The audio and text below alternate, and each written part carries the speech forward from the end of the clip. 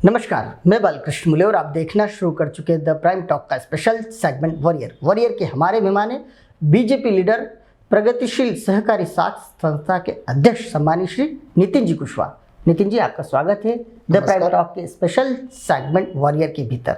नितिन जी, आपको देखा जाता है लगातार आप भारतीय जनता पार्टी में सक्रियता दर्ज करा रहे हैं। कहीं ना कहीं युवा मोर्चे के अलग अलग पदों पे मंडल स्तर पर, वार्ड स्तर पर, बूथ स्तर पर काम कर चुके हैं। साथ ही साथ आप सहकारिता के क्षेत्र में भी काफ़ी काम करते नजर आ रहे हैं। पहले चुनाव लड़े, उसके बाद निर्विरोध अध्यक्ष बने। आपके जीवन को लेकर बहुत सारी चर्चाएं करना चाहेंगे। इन सबसे पहले हम जो चर्चा करना चाहते हैं आपके व्यक्तित्व को लेकर कि आपका जन्म देने वाले माता पिता कौन हैं, किस तरह का आपका स्कूली शिक्षण हुआ है? मेरा जीवन बड़े संघर्ष से, पिताजी के द्वारा संघर्ष, पिताजी ने काफ़ी संघर्ष किया जीवन में उनकी। जी। पिताजी ने संघर्ष करके मिल में जाते थे। पिताजी जी। मिल में गए, मजदूरी करी, वो मिल में गए। उसके बाद उनमें मेरे दादाजी जो थे जी, तब छोटा सा गांव हुआ करता, छोटी भमोरी। ओके। उस गांव के पटेल थे जी। छोटेलाल पटेल जी मेरे दादाजी जी। जी। वो थे। पिताजी, मेरे दादा ने भी खेती बाड़ी करी काफ़ी गांव में। जब छोटी मोहरी गांव हुआ करता था, छोटी मोहरी बड़ी मोहरी जो गांव हुआ करता था, वहाँ खेती बाड़ी करी उनने, पिताजी ने, मेरे दादाजी ने। जी। पिताजी मिल में गए, मिल में काफ़ी काम किया पिताजी ने मेरे। उसके बाद मेरे पापा ने एक दुकान डाली पान की। क्या बात है। पान की दुकान चलाते थे मेरे पिताजी। दुकान डालने के बाद धीरे धीरे चलती रही दुकान। जी। उसके बाद उन्होंने फिर अपना संघर्ष करके मुझे जिस तरह से हमको बड़ा करा, कुछ करा, उस तरीके से पिताजी ने और मम्मी ने, मेरी माताराम, उनने भी मुझे संघर्ष करते हुए, हम तीनों भाई बहन, हम 3 जने, 2 भाई 1 बहन है जी। तो उन लोगों ने मुझे आगे बढ़ाया, पढ़ा, शिक्षा करवा के आज हमने क्लास गए, स्कूल गए जी। स्कूल में 12th तक मैंने काम किया, 12th तक मैंने पढ़ाई करी जी।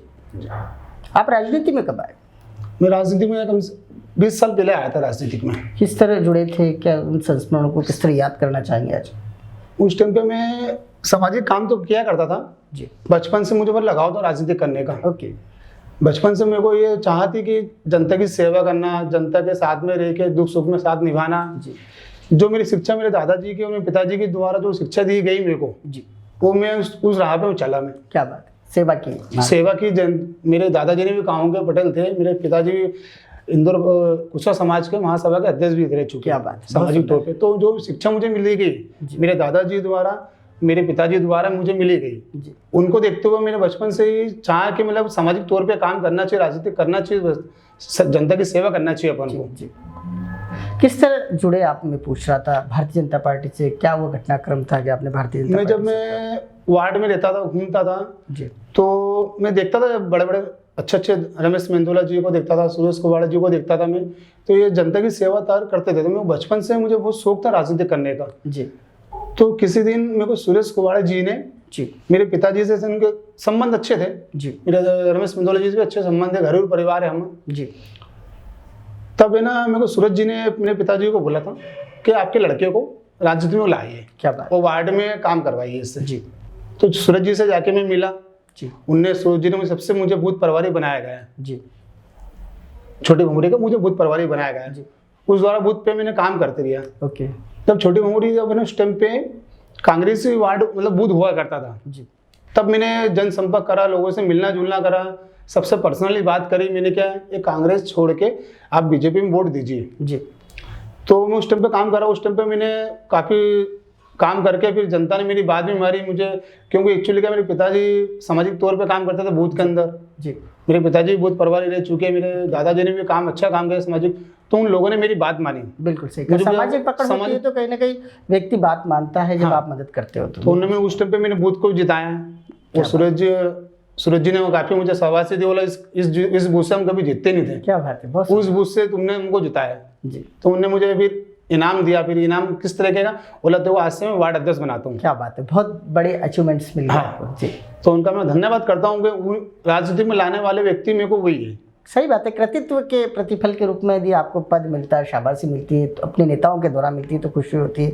आप किस तरह का पार्टी में और आपने आगे बढ़कर किस तरह के पद आपके पास रहे, किस तरह आप आगे बढ़े? मैं बूथ अध्यक्ष से फिर बूथ मंडल वार्ड अध्यक्ष बना युवा मोर्चा का जी। उसके बाद मैंने और ज़्यादा काम करा, अच्छा काम किया, तो मेरे को राजनीति करने का बहुत शौक है जी। बचपन से शौक रहा मेरे को। उसके बाद वार्ड अध्यक्ष बनाने के बाद मुझे मंडल प्रभारी बनाया गया, मतलब मंडल प्रभारी बना। मंडल प्रभारी बनाया गया है। आपको मंडल प्रभारी बतौर भी पिछले कार्यकाल की बात की जाए युवा मोर्चे के, तो आप प्रभारी बतौर भी रहे, इसके पहले आप मंडल अध्यक्ष रहे, महामंत्री रहे, क्या रहे? इसके पहले मैं महामंत्री बनाया गया था युवा मोर्चा में, मुझे मंडल का महामंत्री बनाया, मैं और अच्छा काम करा। पार्टी ने मेरे को इस योग बनाया है कि मैं अच्छा काम करके मुझे आगे बढ़ाया पार्टी ने जी। मैं पार्टी का भी बहुत बहुत धन्यवाद करता हूँ कि पार्टी जिस आज भारतीय जनता पार्टी विश्व की सबसे बड़ी पार्टी कहलाती है, उस पार्टी का बहुत अध्यक्ष बहुत महत्वपूर्ण रहता है। बिल्कुल सही कहा, पार्टी का एक एक कार्यकर्ता और कहीं ना कहीं बैकबोन कहलाती है। भारतीय जनता पार्टी का जो कार्यकर्ता है पार्टी की बैकबोन होता है और वही बूथ स्तर पर पार्टी को जिताने का काम करता है, चाहे वो चुनाव पार्षद का हो, चाहे विधायक का हो, चाहे सांसद का हो, चाहे फिर मेयर का हो। कार्यकर्ता महत्वपूर्ण होता है, घर से वोटों को निकालने का काम आप जैसे बिरले कार्यकर्ता, आप जैसे कृतित्ववान कार्यकर्ता इस कार्य को करते। अब नगरीय निकाय चुनाव का माहौल, वार्ड क्रमांक 28 से आपका नाम आ रहा है, कहीं ना कहीं पिछड़ा वर्ग की महिला के लिए आरक्षित वार्ड है और आप अपनी पत्नी को भी वहाँ से चुनाव में उतार सकते हैं, इस तरह की चर्चा इंदौर शहर में की जा रही है। आप किस तरह की तैयारी कर रहे हैं इन दिनों नगरीय निकाय चुनाव की? चुनाव की तैयारी तो मैं कर ही रहा हूँ, अब पार्टी जो भी आदेश देगी उस आदेश में मैं काम करूँगा जी। अब मुझे अपने आप पर तो पूर्ण विश्वास है और पार्टी भी मुझे विश्वास है कि पार्टी मुझे प्रत्याशी बनाएगी जरूर जी।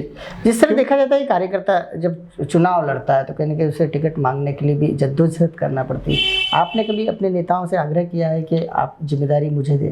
नहीं, आग्रह तो नहीं किया मैंने जी। आग्रह क्यों, मुझे विश्वास है माननीय रमेश मेंदोला जी पे कि छोटे से कार्यकर्ता को भी एक बड़ा पद देके उसको आगे अपने लक्ष्यों तक पहुंचाते हैं, खूबी पहुंचाते हैं। मुझे अपने माननीय विधायक मोदी जी पे विश्वास है कि वो एक छोटे से कार्यकर्ता हो, जैसे मुझ जैसे छोटे कार्यकर्ताओं को भी आगे बढ़ाने की पूरी कोशिश करेंगे जी।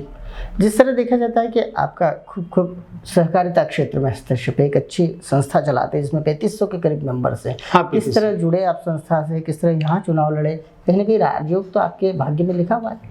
सब बाबा महाकाल की कृपा है जी।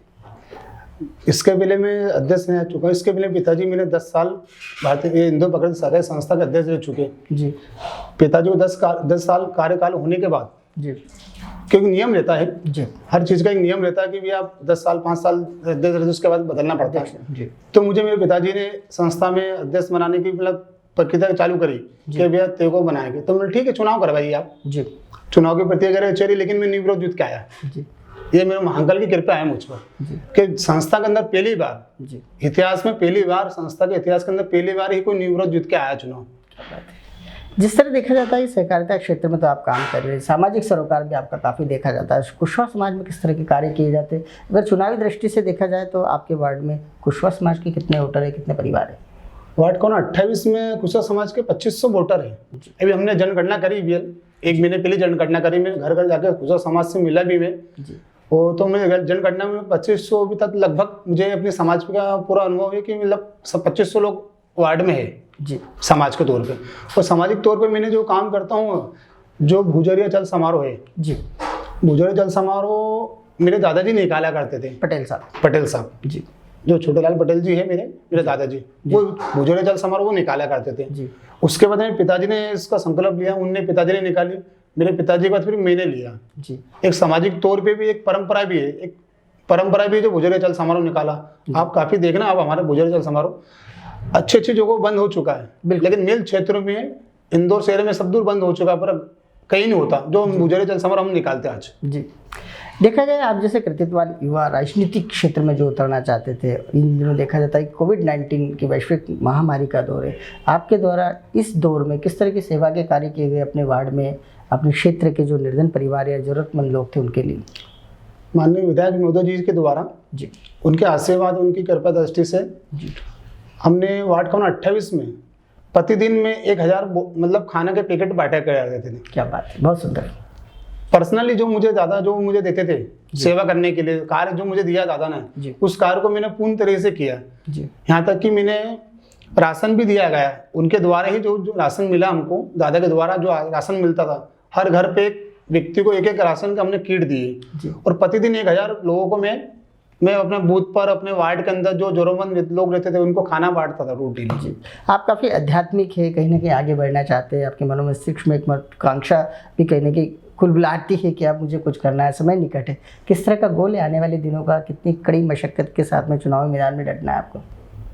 सर बाबा की कृपा है, चुनाव में तो लड़ने की बहुत इच्छा है जी अगर पार्टी का आशीर्वाद या दादा रमेश मेंदोला जी का आशीर्वाद मुझे पूर्ण मिलता है जी तो उनको विश्वास दिलाता हूँ मैं जी कि पार्टी में जो जिस काम से मैंने बूथ लेवल से काम किया उस लेवल से लेके मैं आज पार्टी में काम निश्चित तौर पे करूंगा मैं, और अच्छा काम करके वो जीत के दिखाऊंगा मैं।